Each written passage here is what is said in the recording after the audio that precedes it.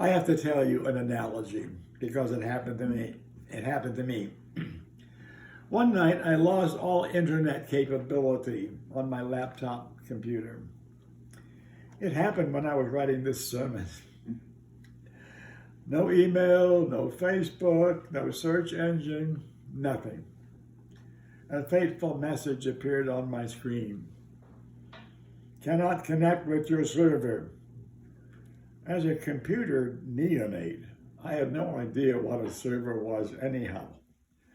I lived my days just making sure my cord was plugged into the wall.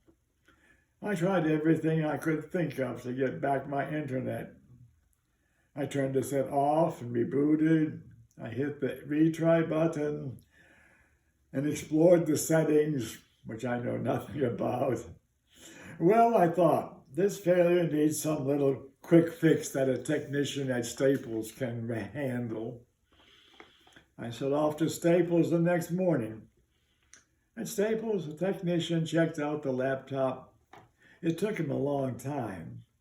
My hope began to fade. Will my laptop have to stay overnight in the shop? Will this sermon be completed by deadline? Finally, the technician delivered his verdict. There's nothing wrong with your laptop when we run it in the store. Your problem is most likely a matter of Wi-Fi. Who's your provider? I didn't know. I'm never aware of Wi-Fi when I'm writing and looking up stuff. I knew I paid someone for internet, maybe AT&T, maybe Comcast. The technician said, look on your modem, see if there's a reset button. If that doesn't work, note the company's name on your modem and call them.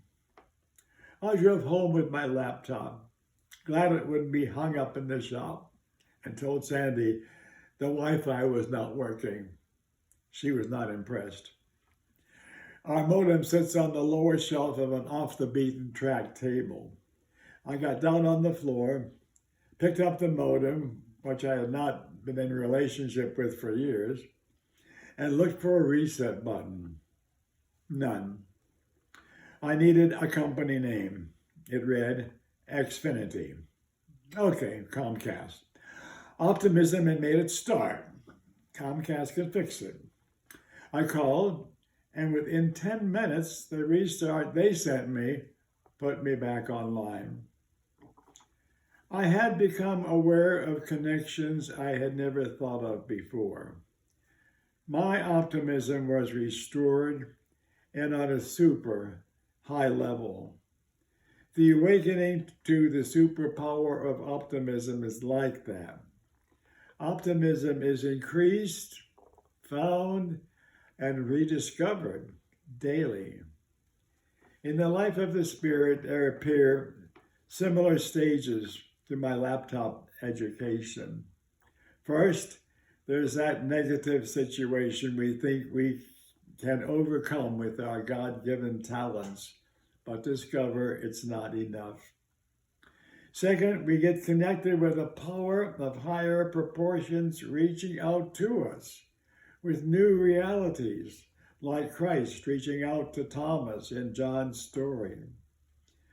Third, we get reconnected to the ultimate provider of life, who relieves our negative situation.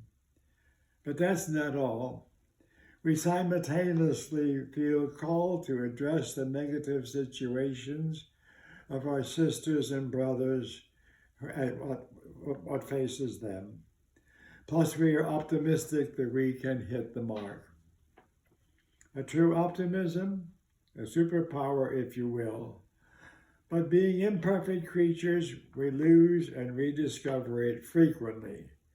An ever-present superpower in the life of the Spirit. This is the day of new beginning. God is making all things new.